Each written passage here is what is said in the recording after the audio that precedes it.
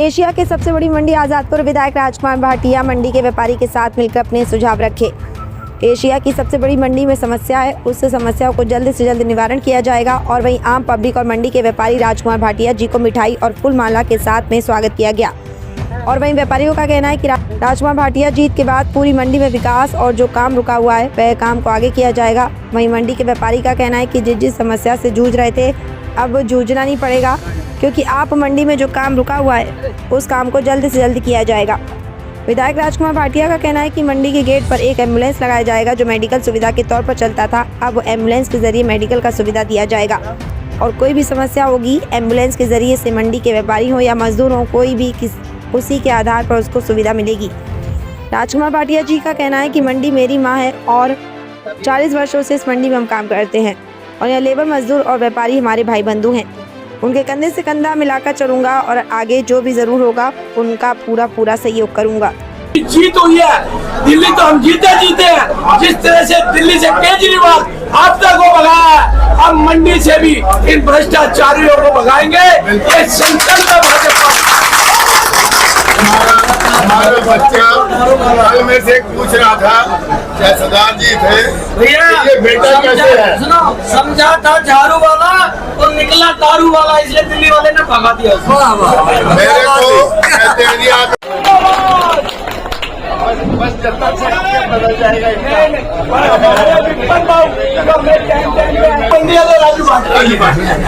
तो साथियों, मनीष सिसोदिया के पास थोड़ा बहुत आ जाना था, क्योंकि मैं बोर्ड में भी मेरे को कहते हैं यार उधर अपना आदर फिगर मंडी की तरफ से पवन शर्मा का करो। मैंने सर देखो सारी दुनिया को एक तरफ बिठा लो, मैं आदिशंकर सीट के लिए और वो भी राजकुमार भाटिया के लिए अगर आप कहोगे सामने खड़ा हो, कतई नहीं होऊंगा, चाहे मेरे से मिलना छोड़ हो जाए जो मर्जी। राजकुमार भाटिया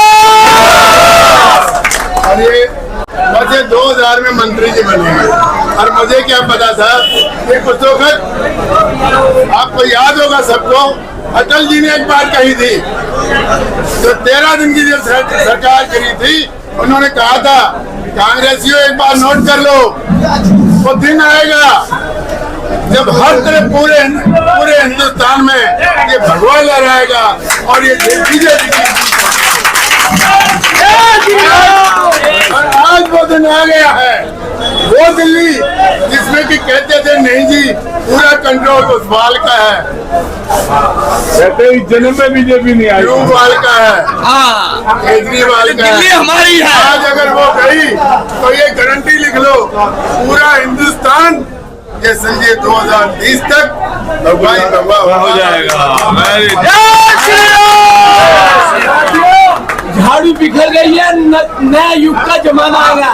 अब वाइपर से सफाई करानी है, क्या देख लो। और केजरीवाल और बेटा है, इसीलिए हम बता रहे हैं आपको कि ये बेटा बन के माँ बाप की सेवा करता है और सबको अपने जितने भी यहाँ लोग हैं बड़ों को सबको माँ बाप समझ के उनकी सेवा करता है। इसीलिए आज और ये हमेशा से आपका जीवन साथ रहा और हमेशा रहेगा।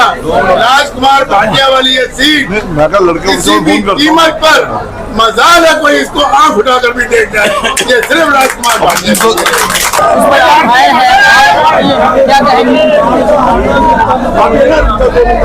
देखिए आजादपुर मंडी किसी के लिए कुछ भी हो सकती है, मेरे लिए माँ है।